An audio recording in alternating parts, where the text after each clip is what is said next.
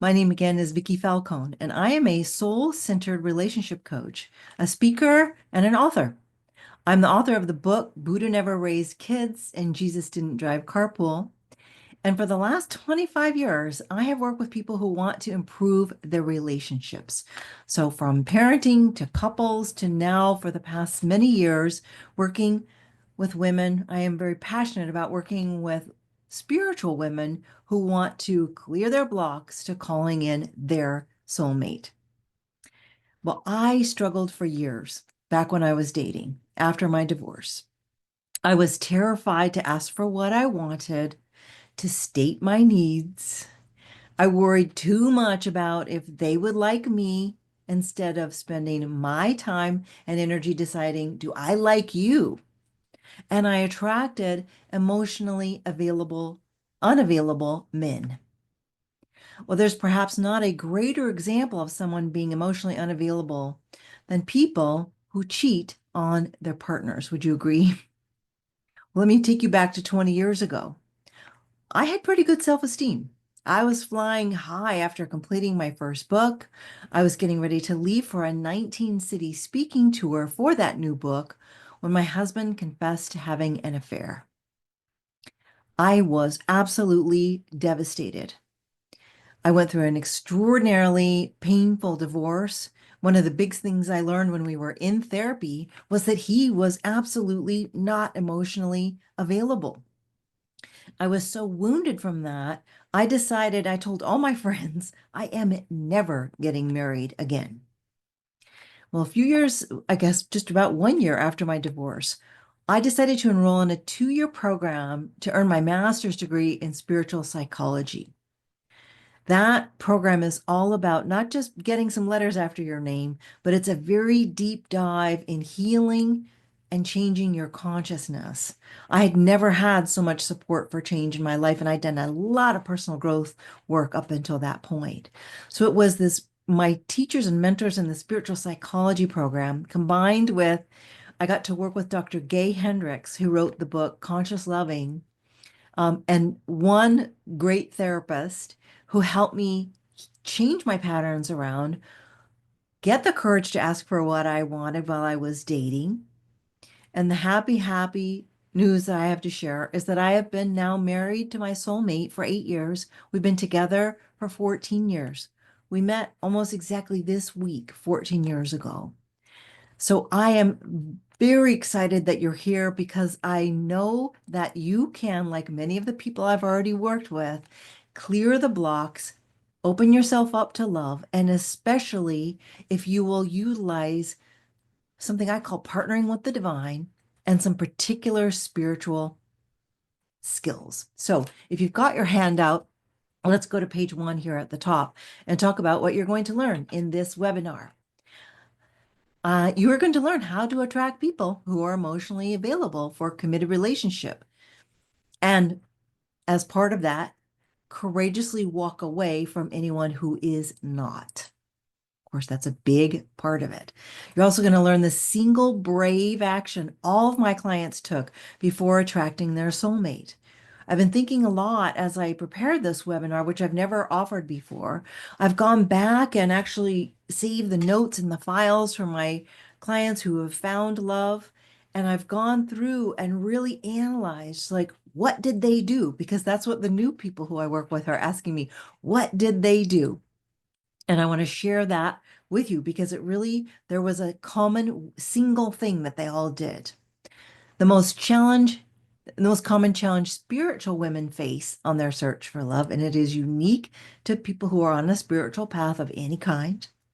The specific fear you will need to overcome to call in your beloved, and how you can go from information to true, actual, lasting transformation. That's what we'll finish up with tonight. So I'm going to teach you as much as I can in the limited time we have together. And then I promise to show you how later in this webinar, if you're called, how you can take it further and go for deep transformation. So who is this webinar for tonight? Well, it's for you if you are a woman on a spiritual path and you really want to find a soulmate. It's for you if you're tired of attracting unavailable partners like me, starting with my ex-husband. It's for you if you really want to understand your part in attracting unavailable people. That can be humbling to say, to look at ourselves and say, oh goodness, this is what I'm doing. But this is the part that sets you free. And when we understand our part, then we can change it. That's our only chance is when we say, oh, this is my part. It's not just random that these people are ending up in my life. Some people say, oh, so many men are just emotionally unavailable.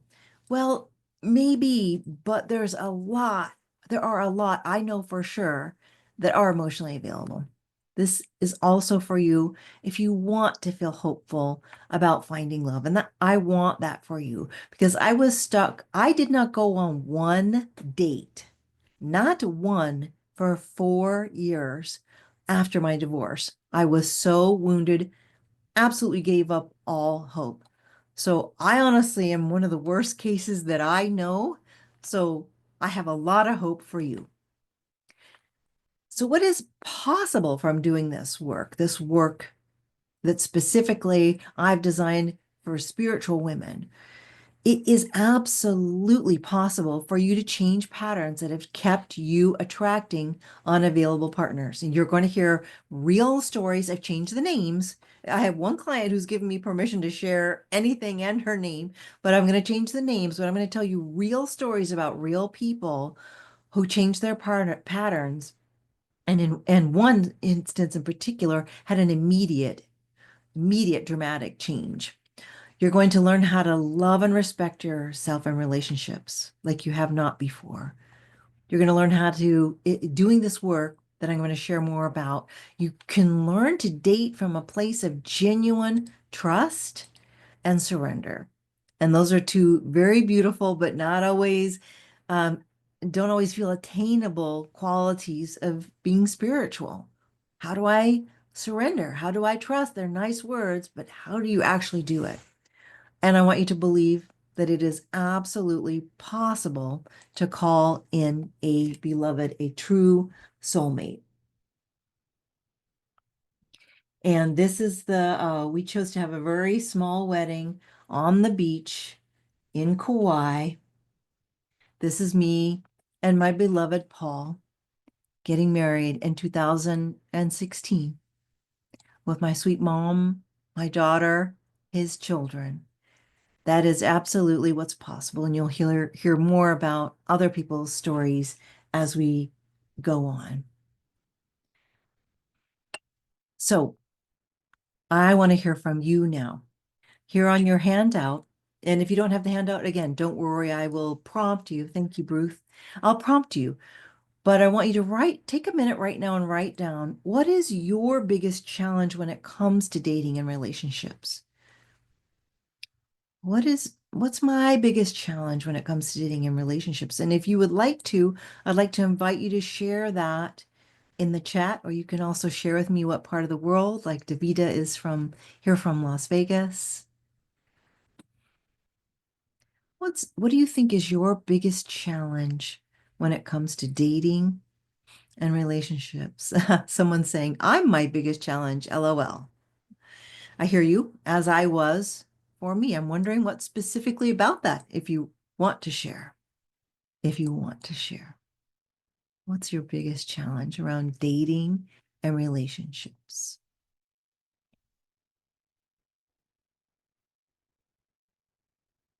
I've always met men in person through others or in real life, so the dating apps are a challenge. Ooh, Megan, I really hear that. You are not alone. A lot of the women I work with really struggle with the dating apps. I did too. I would get in on them and I'd go off of them for a couple months because they give me agita and go on and off. All right, so we are fear of being hurt. Oh boy, did I have that one. That's why I didn't date for 4 years. I'm not sure I know how to be in a relationship. Hello from North Carolina. I hear you. Thank you. Being highly educated. I'm wondering if you think that works against you. Hello, Sophia. My challenge is not dating for me, but whom I think my family will like. Oh boy, that's a real opportunity, isn't it, to heal that? Attracting narcissistic, manipulative takers. I hear you, and I will say that I do have several people I've worked with who used to be in relationships with narcissistic, manipulative takers and now are in relationships with very, very loving people. Meeting quality men. I do not use dating apps. Physical intimacy. I've been cheated on. That's my story. So I have trust issues. Plus, dating apps don't help. I hear you. I don't trust my ability to see through a creep. I hear you. Some people say this, like my man picker is broken. And we can feel that way and it can change. Settling for less than I know what I deserve. Cheryl, thank you. Yes, I hear you. Been there. That was my first husband. Whew, it was the whole thing, the whole mess was a big settling for me. Finding an age-appropriate gentleman who sees me as a woman and a human. Hello from Bloomington, Minnesota. I'm in Southern Arizona. One of my biggest problems is my visible disability. I hear you. Jennifer, thank you for vulnerably sharing that. And I will just tell you right now, um, that is not probably as big as a problem as you think it is. I have multiple people that I know personally with disabilities that are happily married, including quadriplegic. So I know it can really feel like, oh boy, but I have the really big one, Vickie. Finding true compatibility as I'm very picky and only want a very health conscious outdoorsman. Had a wonderful summer romance, but it's on hold as he's focused on family health emergencies. I hear you. Too much pressure for sex. I hate online dating. I don't even meet men or see them. No one interested. I don't make it a priority. Perfecting myself while time is ticking. I hear you. Unsure of future geographic location from Southern California. Yeah. I believe I'll lose my freedom. Yeah. Boy, did I have that one. I was terrified of losing my freedom if I entered in a relationship, which you touched on the webinar. Yes. I attract emotionally available men so that I can stay unavailable. Hello from LA. I think that you mean emotionally unavailable men, I think. Ruth says it feels like a profound, multifaceted question. I hear you. Unhealthy patterns, I suppose, has a lot to do with it. Yes, absolutely. Moving on from our first love after 14 years. Wow, difficulty saying what I really want. Oh, Pia, I really, that's what I started here with. Thank you so much for your vulnerable, open sharing. And I would say after many years of doing this, you are not alone. These are I could just paste and copy from every group of people that I've worked with and done webinars for. I would absolutely say you are not alone. And you're in a great place here to start to heal that. So let's dive in. Here on the front page of the handout, let's talk about the challenge first before we get into the solutions. It's really helpful if we can be specific and understand what it is, what's our part, what are we doing that's blocking. So number one here at the end of at the bottom of page one on your handout. First challenge that a lot of us have to deal with and need to overcome is not being crystal clear in your own mind before you even go on a date what you want and need is what goes in the second blank. What you want and need in a relationship and what you will walk away from. And someone shared here, not able to state my needs. Well, many people that I've worked with, and myself included, really struggle with this. So the steps to doing this is, first of all, you've got to be even aware of what you want and need. So that can be a really big, important part of what we need to do. Then the second step is to be willing to share that, right? So, and it takes a lot of courage. I know I was terrified to do it, but when I gained my courage, then everything changed. My client Allie started working with me at the time she had been dating a man for about 3 months. And she was frustrated because she felt like he was a very nice guy. He was polite, kind. They had a lot in common, but she came to me frustrated about his push-pull energy. She, 36 years old, really wants to get married, have kids, and not knowing where he stood was making her feel anxious. She didn't know where he stood. She kept hoping he would be clear, and she was too afraid to state her needs up front. So 3 months in, one of the first things I worked with her to do is she was scared to do the simple, and I know because I've been there, she was scared to do the simple thing action of simply saying, "Hey, let me share what I'm looking for long term. I'm looking to get married. I'm looking to have kids." She got the courage, which it takes a lot of courage to break out of these patterns. It does, but it's absolutely possible. And the relationship ended immediately. He's like, I already have kids, and I guess I could possibly maybe be open to that at some point, but not right now. And she was very frustrated and upset with herself that she let it go on for so long. Both of them had kind of traveled, so it sort of really got stretched out. Like they met, then she traveled, then came back, then he traveled. So that's one reason that it got all stretched out. But healthy dating is I know what I want. I've taken some time to get in touch with it. I know what I need, and I know what I will walk away from. Okay, number two. So we're on page 2 at the top. Number 2 of the challenges. We're going to keep going here with the challenges. You stay too long in relationships that don't meet your needs, right? We just said that. You settle. And someone said that here, that they have a pattern of settling, right?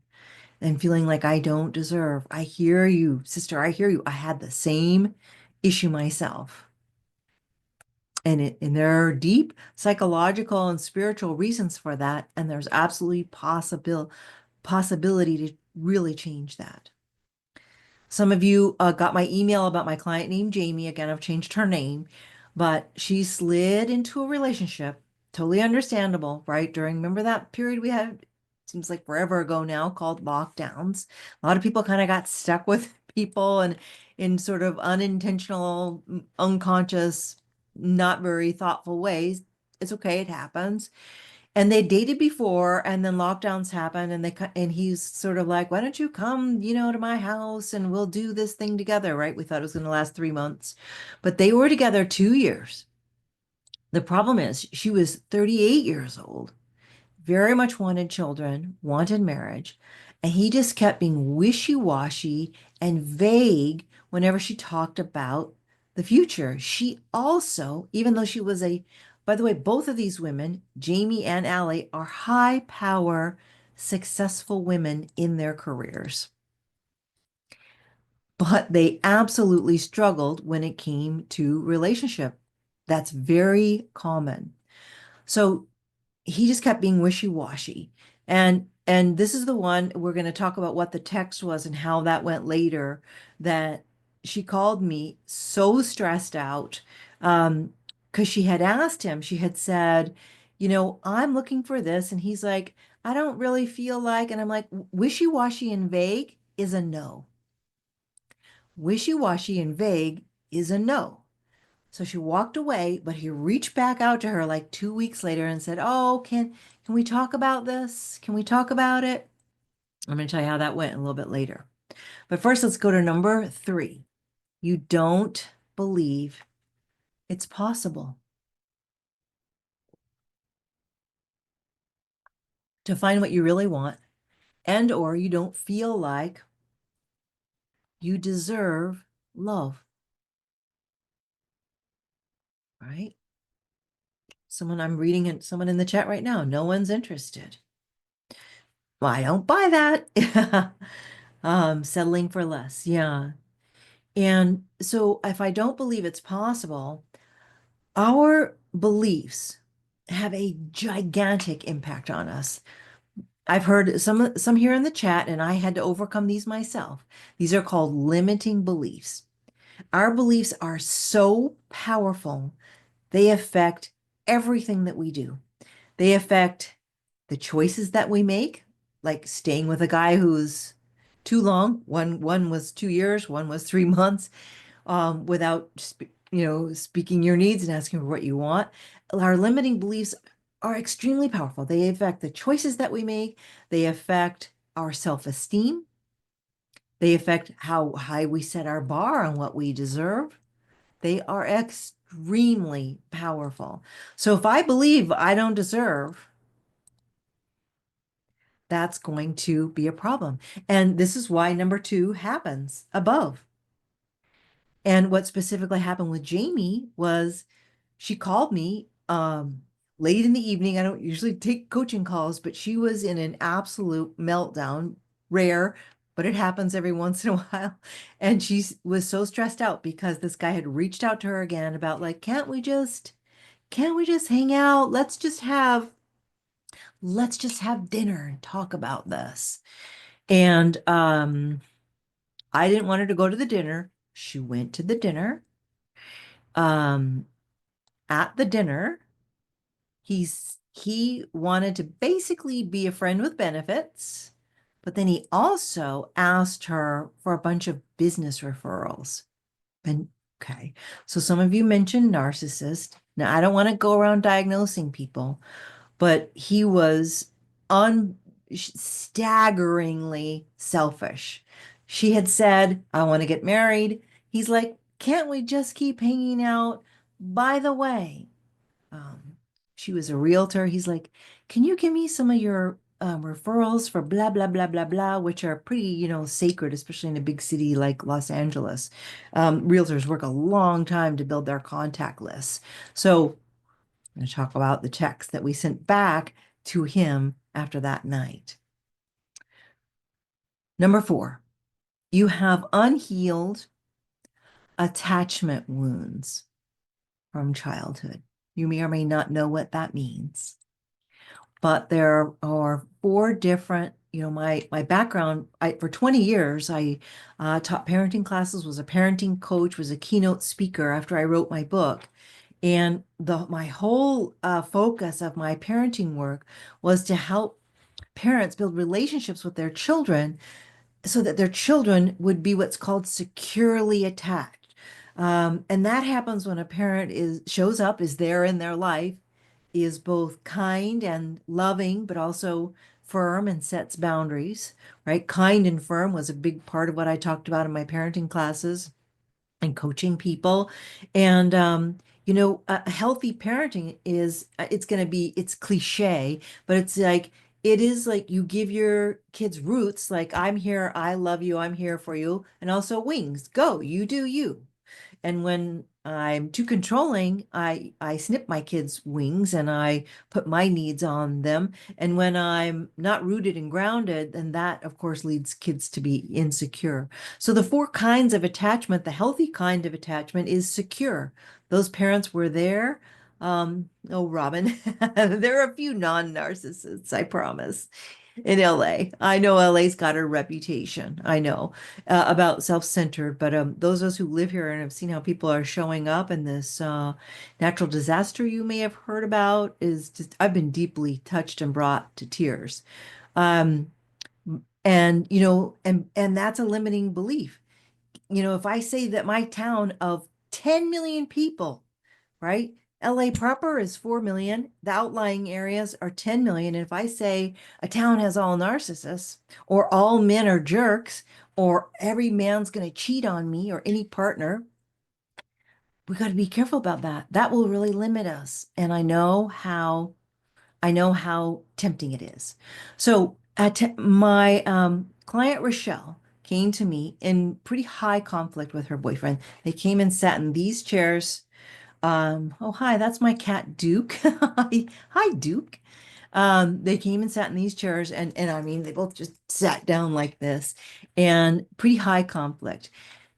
Again, she was in her probably early to mid 30s, very, very clear, wanted marriage, wanted kids.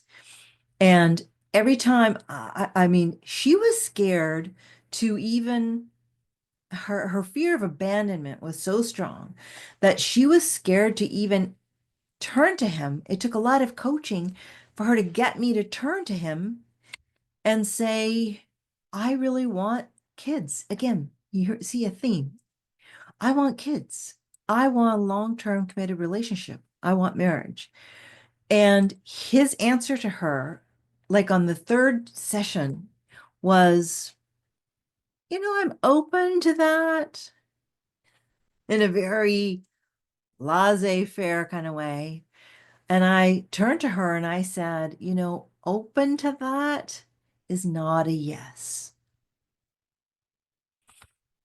And she, like so many people I work with, stayed too long, hoping, wishing, praying he would somehow magically become emotionally available for what she wanted. Her attachment wounds, because she had some pretty intense wounds around her mother specifically, caused her to be so anxious that she settled. So we do need to look at our attachment wounds and do the work to heal them. Okay, next challenge, number 5. Even though you say you want love, it is possible, and this, just put this in all caps here, that you, Y-O-U, may not be emotionally available for a relationship. You may or may not be aware of something that's called a psychological projection. But in spiritual psychology, and in all psychology, but in spiritual psychology, we went very, very deeply into this work around projections. And projections happen when we feel something inside of ourselves. It really doesn't feel comfortable. And so we put it out onto the other person. Right? Like one thing that is common with when I work with couples is that people will come in and say, you're not, you don't care about my needs. You don't care about me. And so I work with the couple and then the wife in one session and the husband or the other partner in the other session. And when we dig down, oftentimes, it's going to get a little bit off into projections here, not too much.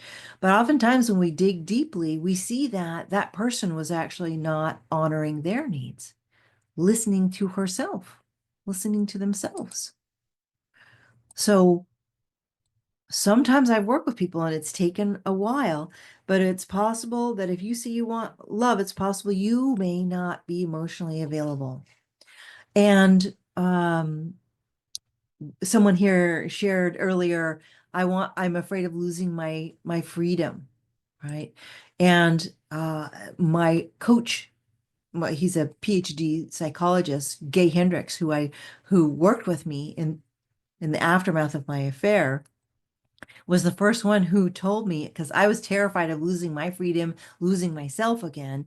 He's the one that first floated out to me this possibility that you can have in a relationship. I think it's rare, but it is absolutely possible because I have it with my beloved Paul. You can have complete closeness, intimacy, deep connection, and complete freedom. In fact, that's a healthy relationship. That's a non-codependent relationship. But if I'm terrified of losing myself and losing my freedom, I may make myself, I may make myself unavailable. Yeah. Okay. All right, let's get into the juicy stuff here now. Moving to page 3, if following along on the handout, the single brave action all my clients took before attracting their soulmate. Any guesses what that is? The single brave action that they all of them, 100%, as I went back through my notes, poured over it and said, what are the patterns here? What are their trajectories? What are their trajectories? What did they do? Oh, Hortensia knows.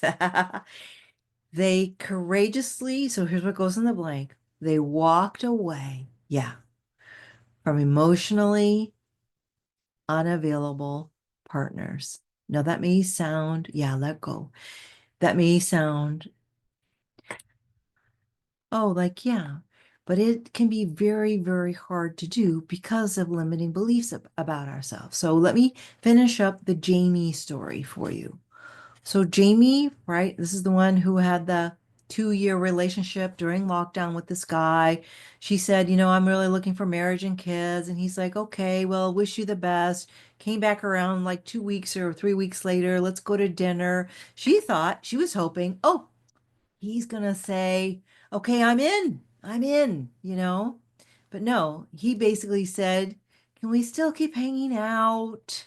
And by the way, can you give me some leads for my business? Can you open up your Rolodex for me?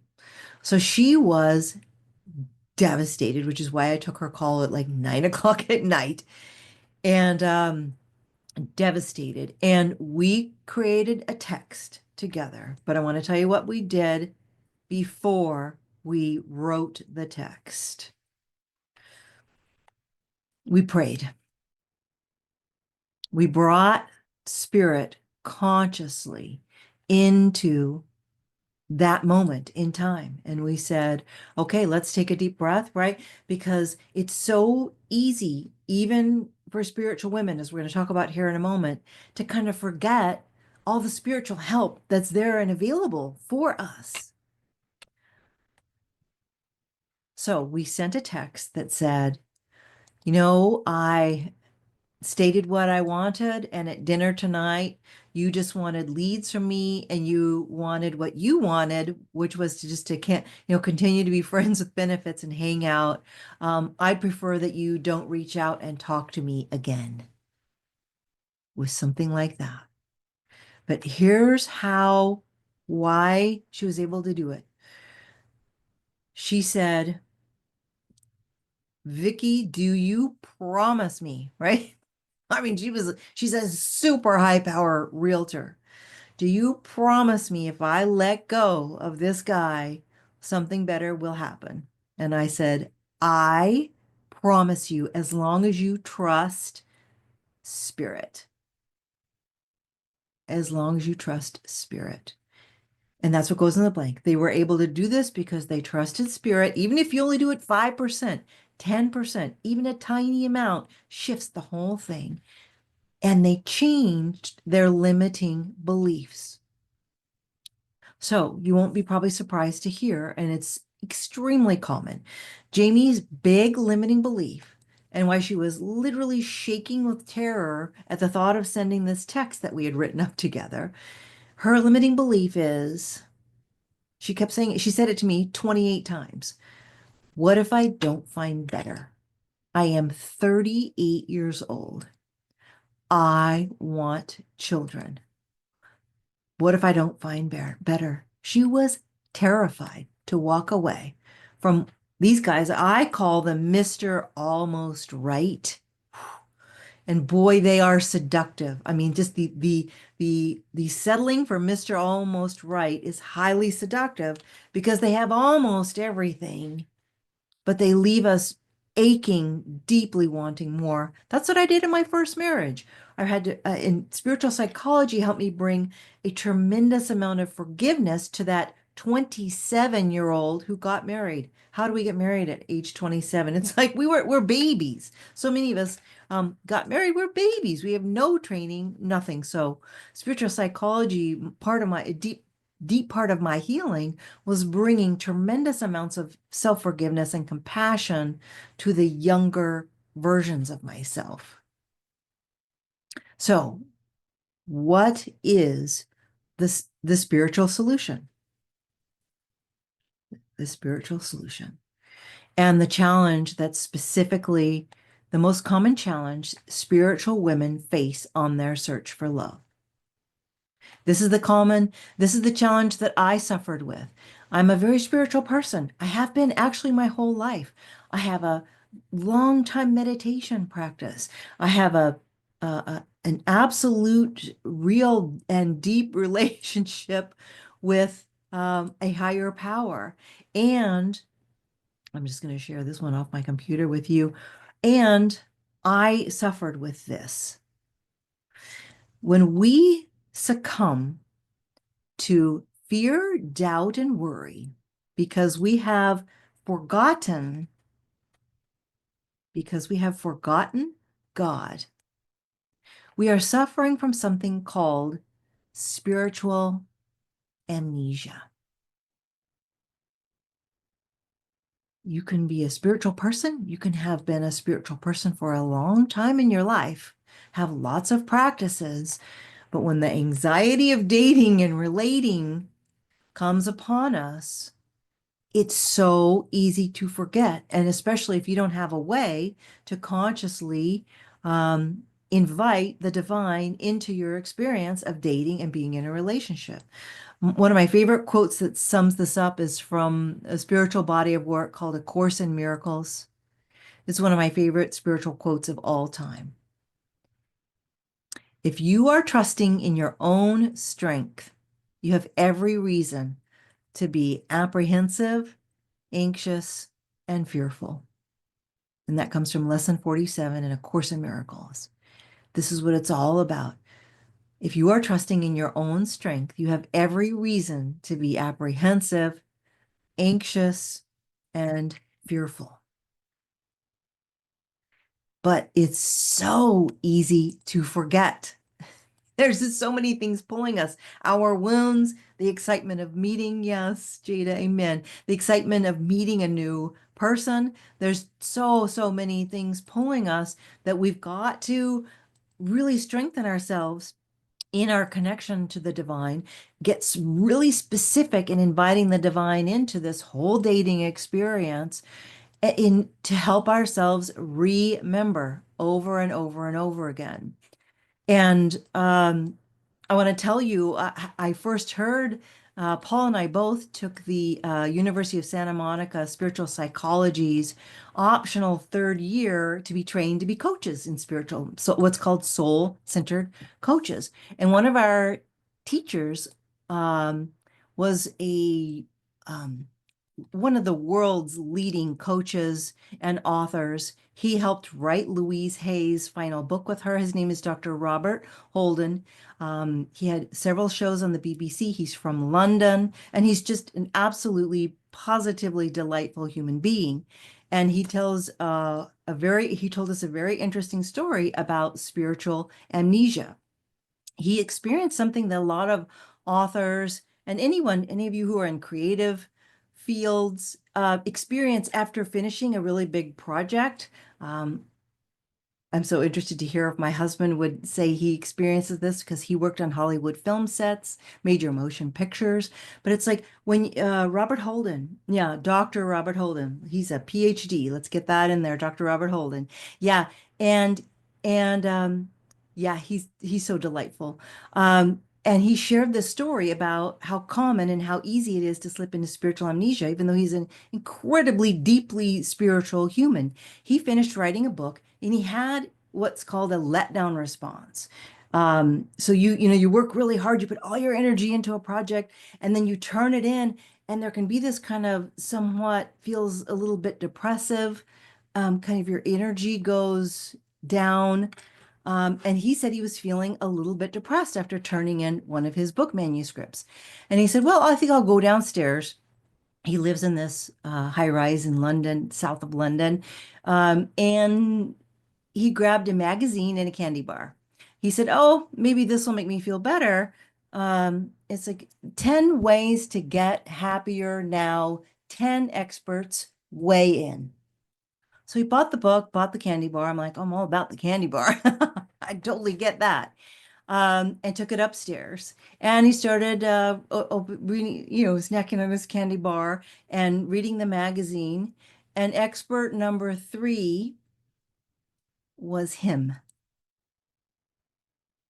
He had submitted and submitted his piece to this article about how to be happy. He had a happiness show on the BBC for years, several rounds of it, where yeah, there's his website in case you're interested in learning more, where he learned a science of creating people helping people get happy and having it last. So it can happen to anyone, but we want to be aware of it. So to share this again, on the handout, the most common challenge spiritual women face on their search for love is that when we succumb to fear, doubt, and worry because we have forgotten God or left spirit out of dating, we are suffering from spiritual amnesia. So, what is the solution? What is the solution? I'll pull up some of my slides here. I have a proposal for what the solution is.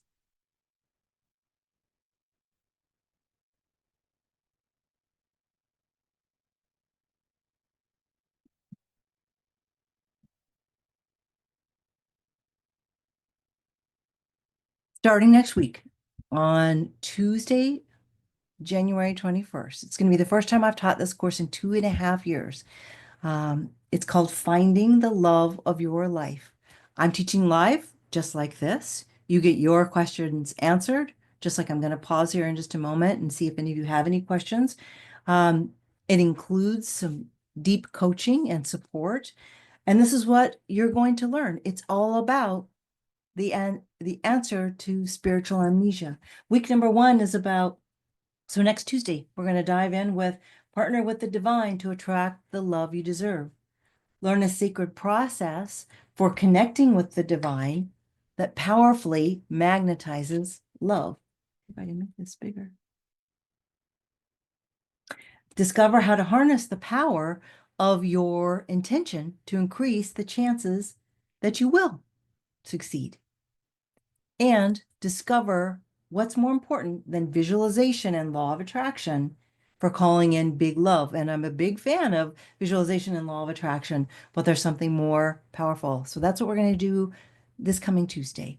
Week 2, we get into removing your hidden barriers to love. Understand the power of your beliefs. We touched on that tonight, but we go way deep into it, to repel or invite love, uncover and heal the big 3 limiting beliefs. Everyone I've worked with, when we get down to the bottom, real bottom of the limiting beliefs, it's almost always one of 3. But I'll just share one of them with you here tonight, and because it's come up here. If I walk around thinking I don't deserve love, I'm going to be energetically a very powerful repellent to love. And that's often one that we need to work with, that a lot of people struggle with, that I absolutely had myself. How to move from self-abandonment to self-acceptance. I'm often asked, what do you think is the biggest thing blocking love or blocking a healthy relationship? And I've worked with couples and single women. Self-abandonment over and over. That's definitely absolutely one of the biggies that I'm healing from. It's just, if we don't know what we want and need, and we were raised in such a way, and we have attachment wounds, where we didn't get our needs met, then our pattern is self-abandonment. My beloved Paul and I are both recovering, strongly recovering, but we're recovering from people pleasing. And people pleasing is all about self-abandonment.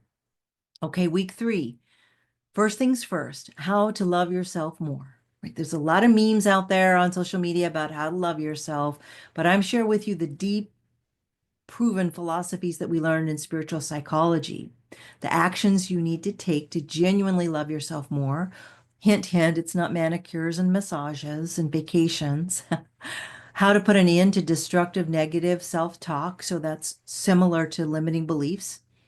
And learn a powerful way to help you make clear decisions as you date, right? So many times, my clients will call me up or reach out to me. I work on a coaching app called Voxer, and they say, what should I do about X? I don't know. What should I do? We'll have a shockingly simple process that causes them to get their answers very quickly. Week 4, we go into co-creating to rewrite your love story. Right? Because I know a lot of you are like me. Some of your love stories have been painful, and we need to do some rewriting of that in our minds, in our hearts. Discover which childhood relationship most impacts your love life today. People are kind of surprised about this one. How to heal the childhood patterns that have kept you longing for love. So, this is where we get into the attachment, healing from the attachment issues. Learn practical ways to partner with the divine to facilitate deep healing. More and more and more about let's bring the divine in, let's bring the divine in, let's bring the divine in, because all of us are fighting spiritual amnesia. Everyone I know, even spiritual people. Week 5 is reclaim your power, the ways we give our power away in relationships, and how to stop, how to heal from and let go of attachments to past loves, and a unique way to learn from the mistakes of past relationships so they never happen again. Week 6, clearing the blocks to authentic self-expression. I know several of you have shared here. Thank you. Like you want to be able to say, here's what I need. Here's what I want. How do we do that? How do we do that? Release the hidden blocks that have kept you afraid to fully express yourself. I'd say this is one of the hugest shifts that I made to call in my beloved. I'll just tell you a funny story. Uh, I went on my, some of you have been to my website. If you haven't, drop my website in there. Admin, drop my website in there. It's a pretty hilarious story, sad, about me going on my first date. Remember, I told you I hadn't dated for 4 years. I was like, No way am I getting back into that." And as I got ready for my first date, I'm a woman in my almost 50 years old, running around worrying about what color I was wearing. What did my earrings match? Should I do a dark lipstick or light? Or, what should I think we need to put www in there for my website for them to be able to click it. Um, and I was completely lost myself, completely was focused on, will he like me? Will he like me? Will he like me? My whole conversation was, will he like me? I hope he likes me. Oh my gosh. I can't even remember the guy or the date or anything. I was such a literal stressed out mess from anxiety. And fast forward, doing this work that's the very same work that's in the course. I go on my first date with my beloved Paul. We meet at the beach for a beach walk. It's like a Sunday afternoon, um, and it's like 80 degrees out. It's when in here in LA we get these weird couple of days in January and February where it's extremely warm. So he's in a t-shirt and he's got his aviators on. And I had come so far. I said, "Hey, why don't you take your glasses off? I can't even see your eyes." That's how the date started. From being a complete and absolute nervous wreck. Will he like me? Will he like me? So there's my story, and I want to share with you how I got there. The 2 words you need to start saying now if you want to be true to yourself, how you can show up more authentically in your dating and in life. Um, some of the huge benefits from this course start to happen before people ever meet their person. I've had people, one of my clients is high power social media person for A-list celebrities. And started to come clear that this woman is a narcissist, full-blown narcissist. And she walked away. That takes a lot of courage. It takes a lot of courage to walk away from a lot of income and stand up for yourself. But those are some of the other things that people do, right? It's not just walking away from dating situations. I had a physician who doubled her income.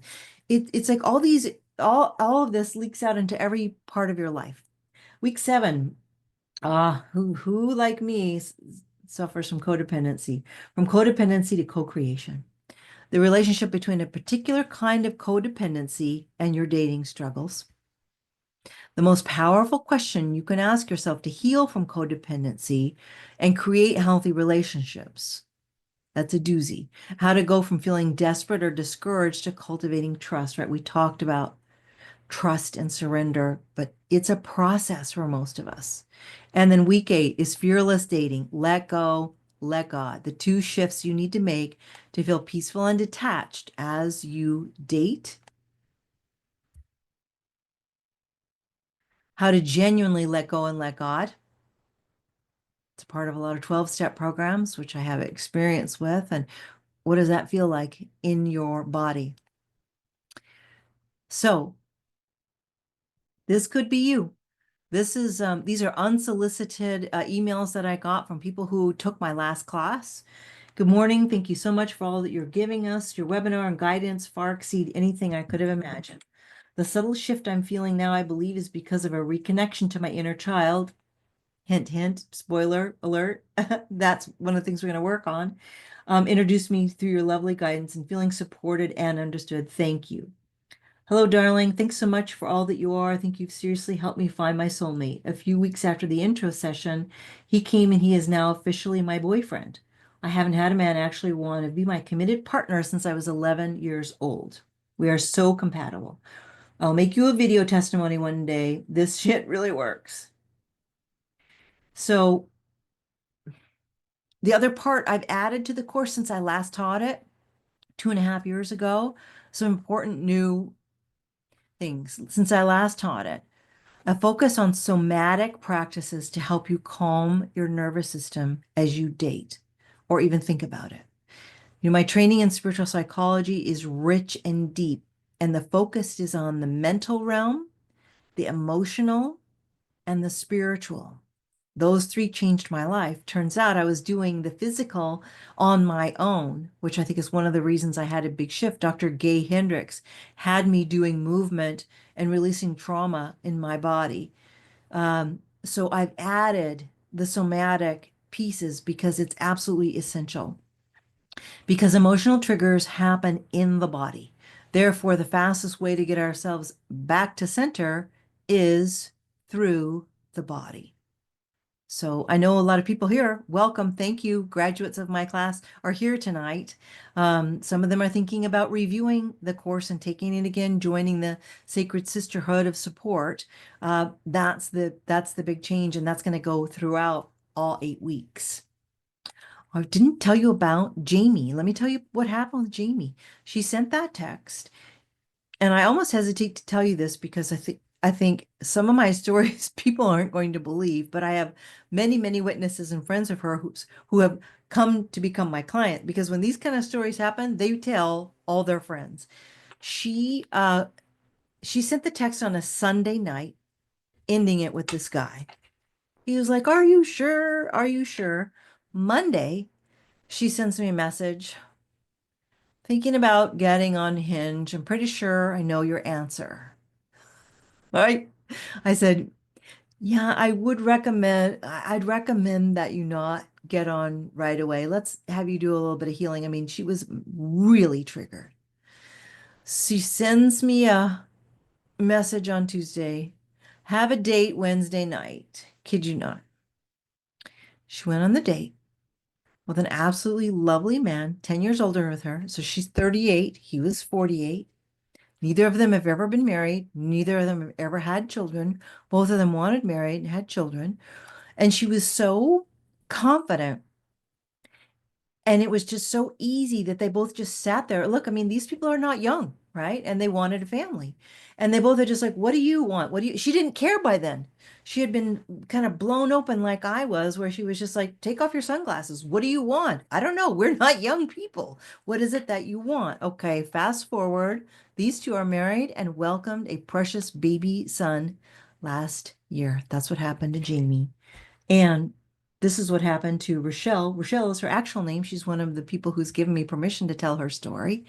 Rochelle, who was with the guy who was like, oh, well, maybe you can't see that, but this is her Instagram post, and then this is her texting me um, that her getting engaged. She's expecting her second child. This is and so I know I've talked a lot about these 30-something women who want to get pregnant and have a baby, but my clients are every age, and I'd say they're concentrated in 30s and then 60s and 70s. I'm kind of missing the 40, 50s. I think a lot of people are probably currently married, but this client, I won't say how old, but she's in her mid 70s, sending me these pictures from her new beloved in her life. This could absolutely be you. So here's my invitation to you before we get into the three R's, which is on page 4, which is juicy, and I want you to hear. This is me. The first year Paul and I were dating, I was still doing parenting and we're babies in this picture, but he was graciously offered to video some of my parenting videos. This was back when I was still doing almost exclusively parenting coaching. Um, One of my must-haves in my relationship is a man who's spiritual. This is us at a Deva Premal concert. Some of you may know her. So this is my invitation to you. Get the support you deserve and need. My invitation is to join this sisterhood of transformation that starts Tuesday. Here's what you're going to get. If you enroll, you're going to get the Finding the Love of Your Life. Again, this is live. This is not a recording. Not sure if I'll do this again. Legitimately, not sure if I will. Um, we're taping the online version of the course right now. We have 2 live group coaching calls. These are 90 minutes. And it's extremely impactful to get to see other people ask their questions. You get one-on-one coaching from me during that if you would like. Not everybody does. A 50% discount on a single session with me. That is a legitimately $277 value. As a coach, I never ever discount my coaching. The only time I do is when I teach a course like this to the people who are enrolled in the course. So that literally will never happen anywhere outside. Recordings of any sessions so you don't miss a thing. So all the recordings will live on one page and you'll have a secret code to get in there so it's completely protected. If you add all this stuff up, we get $1,147. And your investment for this 8-week experience and everything that's included is $497. And we've got a 21-day guarantee. If you sign up and you don't like it for any reason, let me know by January 29th. So that's the day after our second week. And I will cheerfully refund your money. No questions asked. So you literally have nothing to lose. Come join us. Try it out with us for a couple of weeks. And if you don't like it, I'm happy to give you your money back. So you've literally got nothing to lose. All right, so I'm going to stop sharing there and see before I share the 3 R's, any questions? Oh, I hear you, Jennifer. Oh. There is a 2 payment option available also. So there is an option to split it into 2 payments, but I hear you. I understand it's not affordable for everybody. That's why I do Mindful Dating Mondays. Those are free. So I'm always have those going on once a month. So please keep coming to those. A lot of people here are from the meetup group where called Mindful Dating Mondays. How long do you have access to the recordings, Marianne? As long as the internet is up indefinitely. Yeah, I have people who took this class 5 years ago that are still going back to listen to their course. So we're going to have it up forever. Yeah. Looking to see the quote on lesson 47 for A Course in Miracles.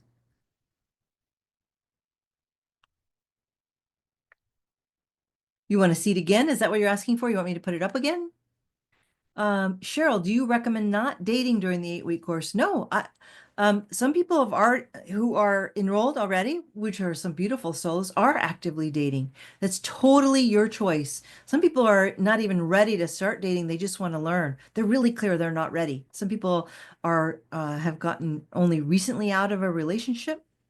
So no, you can come and share with us often. At least 2 people, I'm not sure about more, maybe 3, met their person during the 8-week class. How do I define spirit? My definition of spirit is pretty all-encompassing. It's a benevolent, non-physical force. I guess that's it. Whatever that is. For some people, that's nature. For some people, it is God, it's goddess, it's the divine. So it's how define spirit.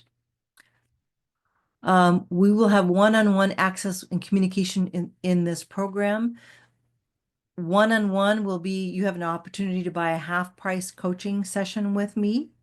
Um, as far as communication, we will have a WhatsApp group where you can ask your questions during the program. So it will be in the WhatsApp group. It actually might be a Voxer group, but it'll definitely be a group where you can ask your questions, where the course give you tips for after you find the love of your life. Absolutely. Everything that um all the skills that are for calling in your person are almost all of them the exact skills for having a healthy relationship. Asking for what you want and need. Let's just take one of them. Asking for what you want and need. Being your authentic self. Partnering with the divine. Those are all things I still live. Not perfectly because I'm a human being, but it's what I aspire to and it's what I get better and better at every year. Great question. Someone's asking, is the replay for tonight available? I missed the beginning 15 minutes. Yes, it's coming out to you tonight or tomorrow morning, the replay. This will only be available until, for the next week. 10 days, the next 10 days, this will be available. After you find the love of your, what's your thought on eHarmony for those in their 60s? Um, I have a lot of questions about which apps I recommend. And, there's something to seeing what might be the best for you. But I honestly have found that being spiritually aligned is more important than what dating site you're on. And for you, Eveline, following your spiritual guidance for it. I have clients I currently work with that go on the dating apps and off based on their tuning into themselves instead of focusing on their mind. Oh, what should I be doing? Does that make sense? On the 21st, it'll be the same time we met here tonight, 6 p.m. Pacific time. So that's 7 Mountain time we start, 8 Central time we start, 9 Eastern, if you're in this country. I just got out of a very rushed relationship. I'm not ready to date, but want to work on myself. Yes, I hear you. So I definitely have at least one person who just got out of a divorce, it just is divorced, but wants to learn the skills. Um, we go for a little longer than 6 to 7 p.m. We go from 7:15, sometimes 7:30. So it'll be 75 or 90 minutes, the session. During the course, will we join the Zoom? Yeah, yes. Zoom. I'm not able to attend all of them. Is there a way to buy the recorded seminar? There will be. We're putting that together now, Robin. We're putting together this whole course online. I wouldn't sell this because of the confidentiality of the women. I won't sell this course because, people are asking their questions but I have an online course that is absolutely will be available with all the exact same information. Eveline, thank you. Thank you for your wonderful questions. Okay, let's get to the 3 R's because this is what it will take for you to create lasting change. Thanks, Ruth. You're welcome, Robin and Ruth, Eveline. Whether it's with me in this course or whether it's with someone else. So this will apply to anything you want to change in your life. I started teaching this information back when I was teaching my parenting courses. I think it's so powerful and important for us to understand.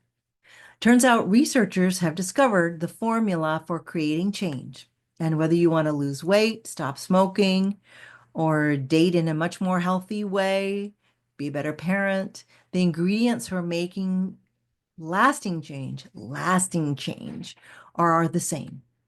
Fast Company journalist Alan Deutschman, in a powerful book called Change or Die, identified 3 critical factors to changing your life.